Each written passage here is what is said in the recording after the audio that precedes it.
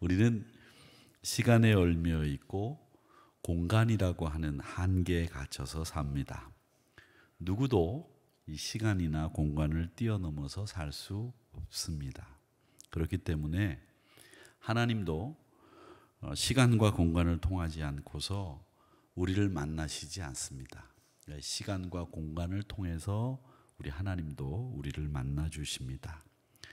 우리는 사실 하나님은 천상에 계신 정말 위대하신 분이시고 또 하나님은 우주를 창조하신 전지전능하신 분이기 때문에 우리가 만난다고 하는 것은 사실은 어렵고 힘든 일입니다. 그런데 이 땅에 우리를 찾아오셔서 우리가 그 하나님을 만나기로만 마음만 먹으면 얼마든지 그분이 머무시는 공간, 그분이 머무시는 시간 안에 들어가서 하나님을 만나뵐 수 있습니다.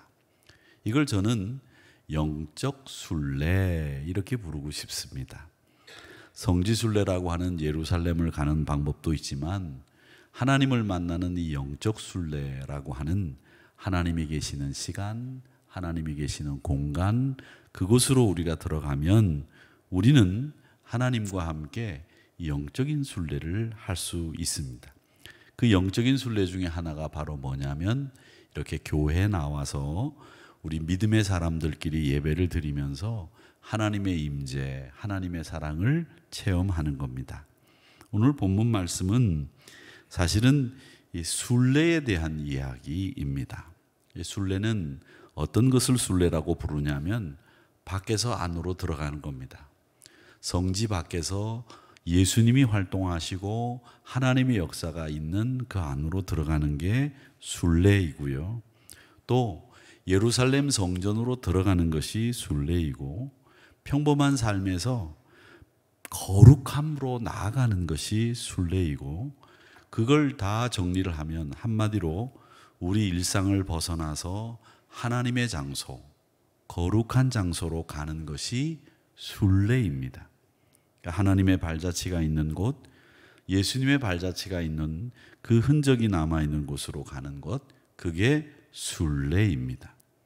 우리가 일상 쳇바퀴 돌듯이 그렇게 막 살다가 우리가 그 일상에서 벗어나서 정기적으로 거룩한 성소, 거룩한 영적인 순례, 이걸 통해서 우리가 에너지를 얻어야 됩니다.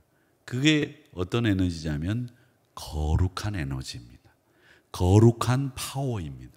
이걸 영적인 순례를 통해서 얻게 되는데 그 영적인 순례를 통해서 거룩한 에너지를 얻는 사람들이 바로 여러분들인 줄로 믿습니다.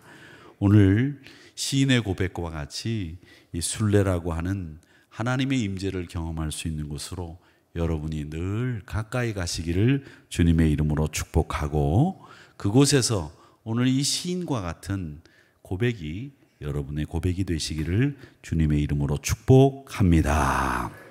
오늘 1절에서부터 4절 말씀에 보면 이 시인은 먼저 성전을 무진장 그리워합니다. 어떻게 그리워하는지 한번 같이 읽어보겠습니다. 시작. 만군의 여호와여 주의 장막이 어찌 그리 사랑스러운지요. 아멘.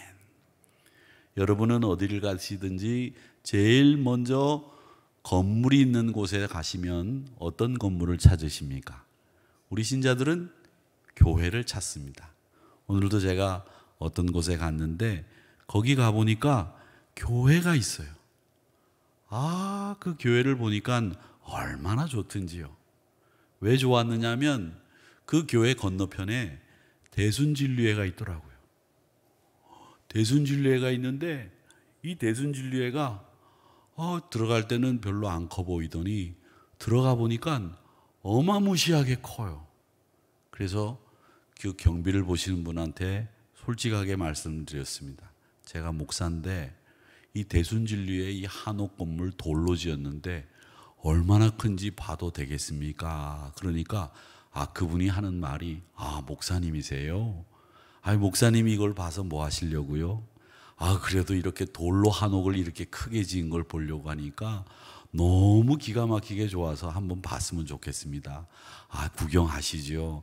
그런데 오늘 안내는 휴가를 가서 안내는 해드릴 수가 없겠습니다. 이렇게 얘기하더래요. 안내는 필요 없습니다. 저만 보면 되겠습니다. 그래서 제가 대순진류의 건물을 오늘 구경했다는 거 아니에요? 그런데 어마무시하게 잘 지어놨더라고요. 이야, 그런데 그걸 보고 나와가지고 길가에 이렇게 서가지고 제가 신호가 꺼지고 난 뒤에 제 차를 타고 이렇게 돌아서 교회로 오려고 이렇게 보니까 건너편에 조그마한 교회가 보이는 거예요. 그런데 그 교회가 얼마나 아름답고 얼마나 보기 좋은지, 사실은 벽돌로 웅장하게 지은 대순진류의 건물보다 그 교회가 제 마음에는 훨씬 더 은혜가 됐고, 그 교회 간판을 보면서 다행이다, 이곳에 교회가 있어서 얼마나 다행인지 모르겠다, 이런 생각을 하면서 왔습니다. 여러분, 신자는 어디를 가든지 교회를 먼저 봅니다. 어디를 가든지 교회가 눈에 띄입니다. 그게 우리 신자들의 시각이 가지고 있는 특징이에요. 그런데 오늘 시인은 여호와의 장막이 어찌 그리 사랑스러운지요 라고 고백을 하면서 이 여호와의 장막을 사랑한다고 이야기하는데, 그 장막을 사랑하는 이유가 뭘까요? 그 이유는 하나님이 계시는 곳이기 때문입니다. 우리가 이곳에 모인 것도 하나님의 임재가, 하나님의 말씀이, 하나님의 사랑이 임하기 때문에 우리가 이곳에 온 겁니다. 그렇게 주의 장막이 사랑스러운 이유는 하나님의 임재가 있다라고 하는 거죠. 그래서 시인은 지금 주의 장막이 어찌 그리 사랑스러운지요 라고 얘기하는 이유는 다른 게 아닙니다. 하나님의 임재가 있기 때문에, 하나님이 내 곁에 계시기 때문에 주의 장막을 아름답다, 이렇게 노래하고 있습니다. 그런데 얼마나 궁전을 사모하는지 2절을 보면 너무 사모해서 쇠약해졌다는 거예요. 여러분, 짝사랑 해본 적 있으세요? 짝사랑? 여러분들은 다 잘나서 짝사랑을 안 해보셨을 것 같아요. 그렇죠? 다 누군가 나를 짝사랑하는 사람이었지 여러분들은 짝사랑하는 사람이 아니었지요? 그렇죠? 대답이 없으시네. 여러분들은 짝사랑 안 해보셨을 거예요. 그런데 짝사랑 해보신 분들은 압니다. 그 짝사랑을 하면 마음이 녹아요. 그 사람 그림자만 보여도 심장이 요즘 젊은 사람 말처럼 심쿵심쿵해져요. 그러면서 힘이 쫙 빠지면서 발목에 힘이 빠지면서 주저앉고 싶어져요. 여러분은 그런 경험을 안 해보셨군요. 참 대단하십니다. 그렇게 발목에 힘이 빠지는 것처럼 짝사랑하는 게 힘든데, 이 시인은 하나님의 궁전을 너무 사모해가지고 짝사랑하는 것보다 더 사모해서 내 몸이 쇠약해졌다는 거예요. 그 정도로 하나님의 성전을 사랑했다라는 겁니다.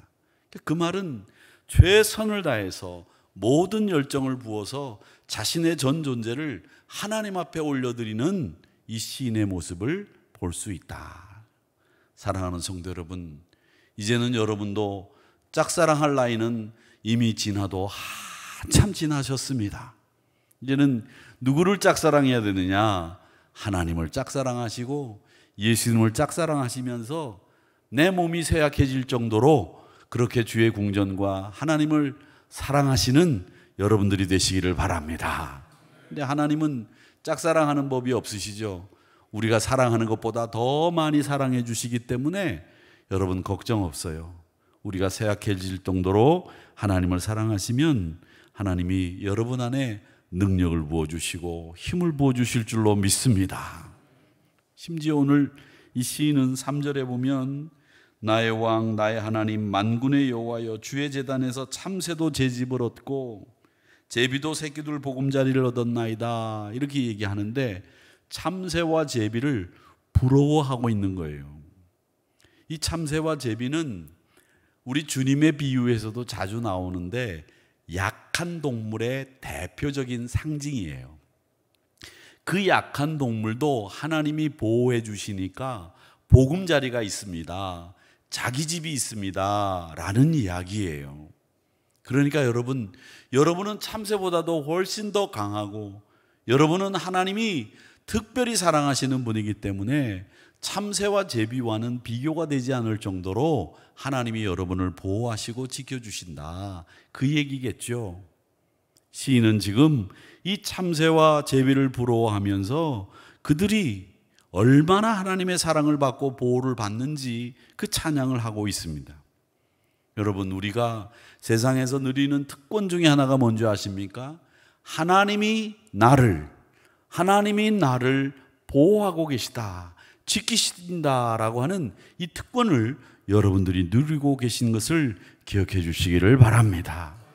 지혜 있는 자들을 부끄럽게 하시고 나를 지혜롭게 만들어 주시고 강한 것들을 부끄럽게 만드시고 세상에 약한 나를 택하셔서 하나님이 나를 참새보다도 더 강하게 더 멋진 존재로 만들어 주셨다라는 얘기입니다. 그렇기 때문에 여러분, 부러워하고 또 질투하고 이런 삶이 아니라 하나님을 자랑하는 삶을 사시기를 축원합니다.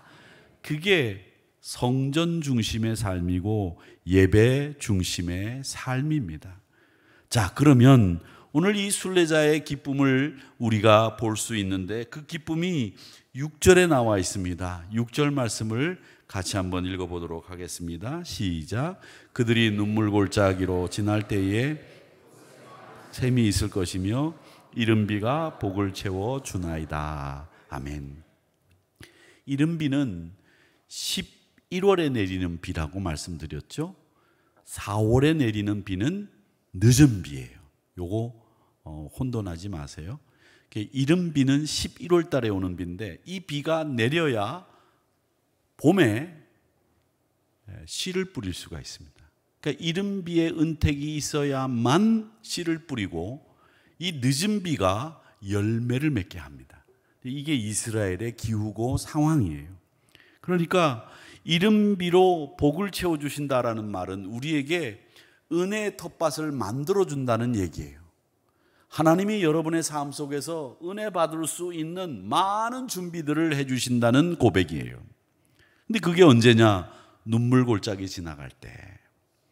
그 눈물 골짜기를 지나간다는 것은 뭐냐면 고통과 고난과 힘든 여정이 내 삶에 있을 때 하나님은 샘을 두셔서 넉넉하게 물을 마실 수 있도록 만들어 주시고 이른 비로 우리를 복되게 만들어 주시는 은혜의 장을 만들어 주시는 축복을 베풀어 주시는 것처럼 여러분들에게 넉넉히 이길 수 있는 힘을 주시는 여러 가지 상황들을 만들어 주신다라는 이야기입니다. 그러니까 여러분, 길을 걸어갈 때마다 필요에 따라 도우시는 하나님의 새로운 힘을 경험하시기를 주님의 이름으로 축복합니다. 우리가 그 여행을 할 때 오래 여행을 하면 이제 피로가 쌓이고 다시 집으로 빨리 돌아가고 싶은 마음이 생기게 되지요. 그런데 우리가 이 순례를 하면서 지치지 않고 계속 그 순례에서 승리할 수 있는 이유는 다른 게 아닙니다. 우리가 돌아갈 영원한 집이 우리에게 있다는 겁니다. 그걸 분명히 아는 사람들은 이 순례의 길에서 힘을 다해서 갈 수 있는 겁니다. 사랑하는 성도 여러분, 여러분과 저는 영원히 우리가 머물 수 있는 하나님께서 예비해 놓으신 거처가 있다는 것을 믿으시고 이 순례의 길에서 늘 승리하시기를 주님의 이름으로 축복합니다. 순례자는 이사야의 말씀과 같이 축복의 말씀과 같이 가는 사람들이에요. 여러분 혼자 순례하지 마시고 축복의 말씀과 함께 길을 걸어가시기를 바랍니다. 이사야서 40장 31절의 말씀에 보면 오직 여호와를 앙망하는 자는 새 힘을 얻으리니 독수리가 날개치며 올라감을 얻을 것이요 다른 박질하여도 곤비하지 아니하겠고 걸어가도 피곤치 아니하리로다. 그렇게 말씀하셨습니다. 순례자는 여호와를 앙망하는 사람들입니다. 날마다 하나님을 그리워하고 날마다 하나님을 사모하는 마음으로 살기 때문에 하나님께서 곤비하지 않게 하시고 피곤치 않게 하시고 걸으면 걸을수록 힘이 나게 하시고 기쁨이 가득 찬 삶을 누리게 한다는 것을 기억하시기를 바랍니다. 자, 10절의 말씀에 보면 우리 같이 읽어보겠습니다. 시작. 주의 궁정에서의 한날이 다른 곳에서의 첫날보다 나은즉 악인의 장막에서 사는 것보다 내 하나님 성전 문지기로 있는 것이 좋사오니. 아멘.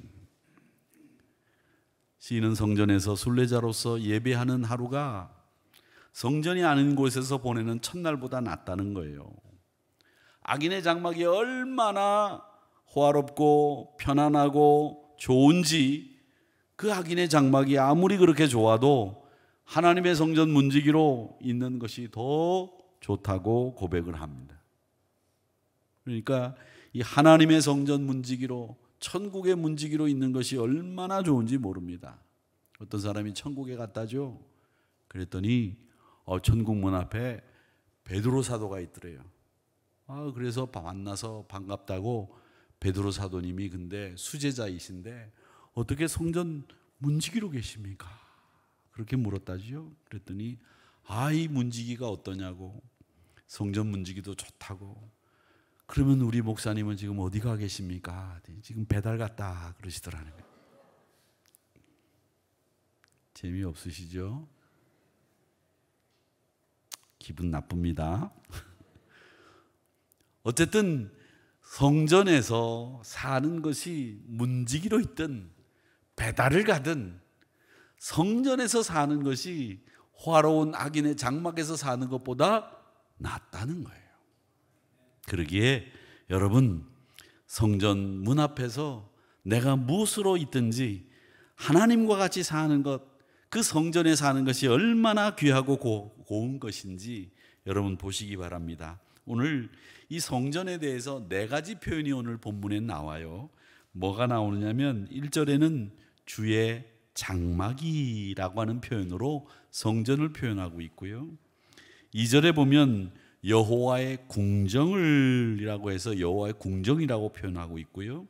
3절에 보면 주의 제단이라고 하는 표현이 나오고 4절에는 주의 집이라고 하는 표현이 나옵니다.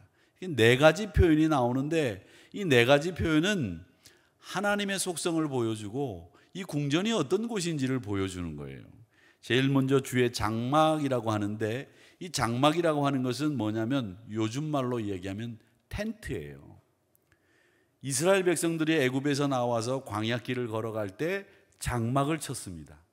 그때마다 하나님이 저녁에는 불기둥으로 낮에는 구름기둥으로 이 장막과 함께 이동할 수 있도록 만들어 주셨죠. 그래서 여름은 이 낮에는 시원하게 저녁에는 따뜻하게 삶을 보내면서 가나안까지 갈 수 있도록 해주셨다는 거죠. 그래서 이 주의 장막이라고 하는 말을 쓰는 이유는 뭐냐면 하나님이 너희가 어디를 가든지 동행해 주시겠다라고 하는 뜻으로 주의 장막이라고 하는 표현을 썼습니다. 자, 그 다음에 2절에 보면 여호와의 궁정이라고 하는 표현이 나오는데 이 궁정이라고 하는 곳은 하나님이 계시는 곳인데 궁정이 어떤 곳입니까? 이 궁전이 아니라 궁정이라고 되어 있습니다. 이 말은 궁궐과 정원이라는 뜻이에요. 그래서 하나님이 계신 곳은 아름다운 정원이 있다는 거예요. 여러분, 아름다운 정원이 있는 곳 가보셨습니까? 일본 사람들은 지금도 그 정원이 좋은 집들을 그냥 가지고 계시더라고요. 저는 이 정원이 이쁜 데를 어딜 가봤냐면 사운드 오브 뮤직이 나오는 오스트리아의 그 미라까지만 생각이 나고 안 나는데 어쨌든 그 도레미송을 불렀던 그 궁전에 간 적이 있습니다. 얼마나 이쁜지요. 나무도 각을 모양을 따라 가지고 이렇게 만들어서 이 전지를 해놨더라고요. 거기 가서 저도 도레미송을 도는 뭐 그러려 하다가 그냥 사진만 찍고 왔는데 그 정원이 얼마나 이쁜지 몰라요.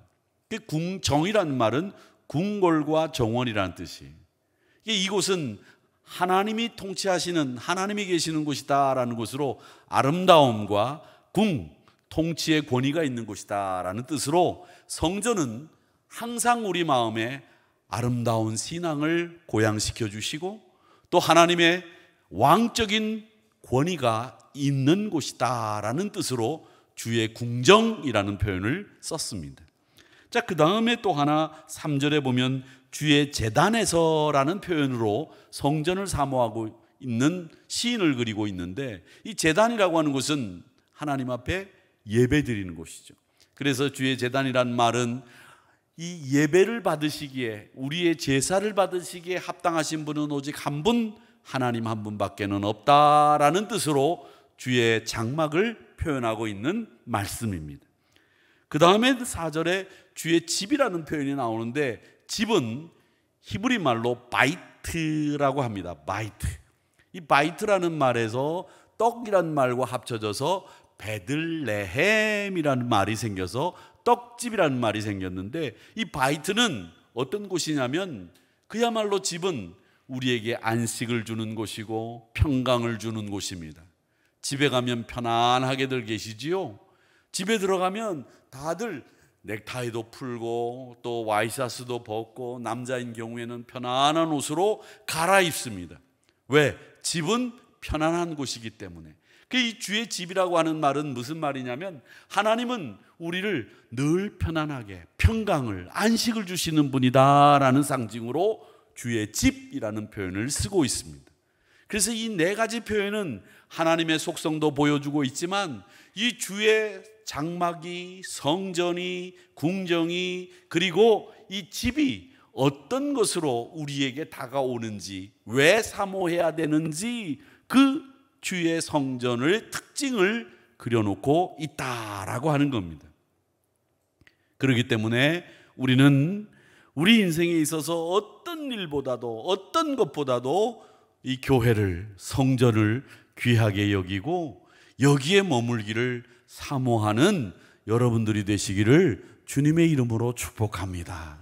그래서 태어나면 주의 교회에 와서 제일 먼저 기도받고, 또 죽어서도 이곳에서 마지막으로 성도들의 환영을 받으며 배웅을 받으며 가야 되는 것이고, 또 이곳에서 우리의 삶을 대부분을 보내면서 주의 집이요, 제단이요, 궁정이요, 장막인 이곳을 사모하는 저와 여러분이 되시기를 주님의 이름으로 축복합니다.